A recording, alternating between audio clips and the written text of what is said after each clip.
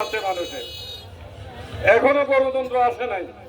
একটা অন্তর্বর্তীকালীন সরকার হয়েছে, ইন্টারিম গভর্নমেন্ট। এটা কোনো ডেমোক্রেটিক গভর্নমেন্ট না। মানুষের গণ অভ্যুত্থানের ম্যান্ডেট এই সরকারের প্রতি আছে।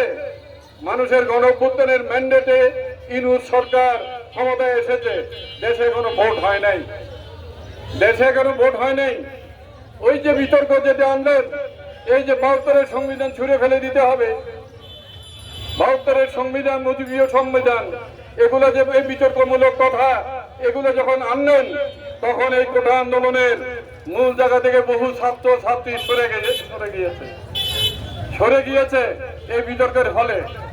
এই বিতর্ক নেই প্রতিত স্বৈরাচারকেই যারা এই বিতর্ক করেন, ৭২-এর সংবিধান ছুঁড়ে ফেলে দিতে হবে, জাতিসংগীত পাল্টাই দিতে হবে, যারা এই কথা বলেন তারা ওই জাতীয় ঐক্য স্বৈরাচারের বিরুদ্ধে, এই শেখ হাসিনার বিরুদ্ধে যে জাতীয় ঐক্য হয়েছিল সেটার মধ্যে বিভেদ সৃষ্টি করছেন।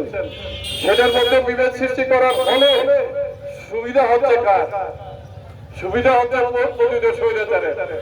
যারা এই বিতর্ক আনছেন ইনডাইরেক্টলি, অর্থাৎ প্রত্যক্ষভাবে না পরোক্ষভাবে স্বৈরাচারের সহযোগিতা করছেন, তারাই হলো স্বৈরাচারের দোষর। আমরা সেটা বলবো। যারা এই বিতর্ক আনছে, কোনো বিতর্কের দরকার নাই। দরকার একটা বিষয়, এখন বাংলাদেশে আমরা এই সরকারের কাছে দাবি করব অবিলম্বে প্রয়োজনীয় সংস্কার, হাইকোর্টের বিচার বিভাগের স্বাধীনতা, প্রশাসনিক সংস্কার আর নির্বাচন ব্যবস্থার সংস্কার, প্রয়োজনীয় যেগুলো, অতি প্রয়োজনীয় যেগুলো, সেই সংস্কারগুলো করে নির্বাচনের রোডম্যাপ ঘোষণা করেন। দেশে এখনো মানুষের আইনের শাসন প্রতিষ্ঠা হয় নাই। এখনো মোব জাস্টিসের নামে মোব নৈরাজ্য চলছে, মোব ট্রায়াল হচ্ছে, বিভিন্ন জনকে হুমকি দেওয়া হচ্ছে। এখন আওয়ামী লীগের আমলেও স্বৈরাচারের কণ্ঠ আমরা শুনেছি, ফ্যাসিস্টদের কণ্ঠ শুনেছি।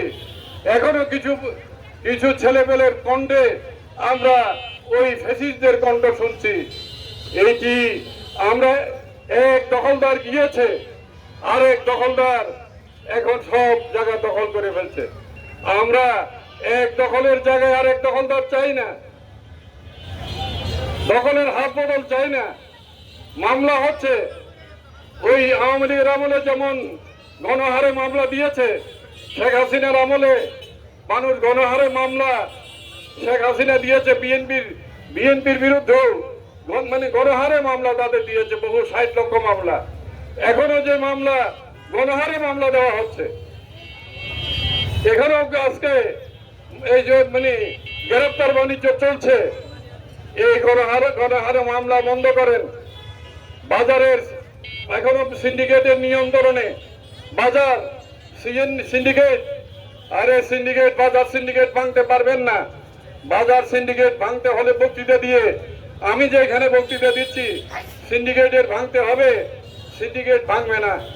সিন্ডিকেট ভাঙতে হলে সরকারের হাতে বিকল্প সরবরাহ ব্যবস্থা থাকতে হবে। সিন্ডিকেট যদি বাজার সিন্ডিকেট যদি ভাঙতে হয়, বক্তৃতা দিয়ে ভাঙবে না। সিন্ডিকেট ভাঙতে হলে গ্রামগঞ্জে রেশন সব চালু করতে হবে এবং সরকারের আওতায়। ওই ট্রাকে ওপেন সেল করছে, এটা আইওয়াস, মানুষকে ধোঁকা দেওয়া। ট্রাকে মাল বিক্রি করবেন কেন?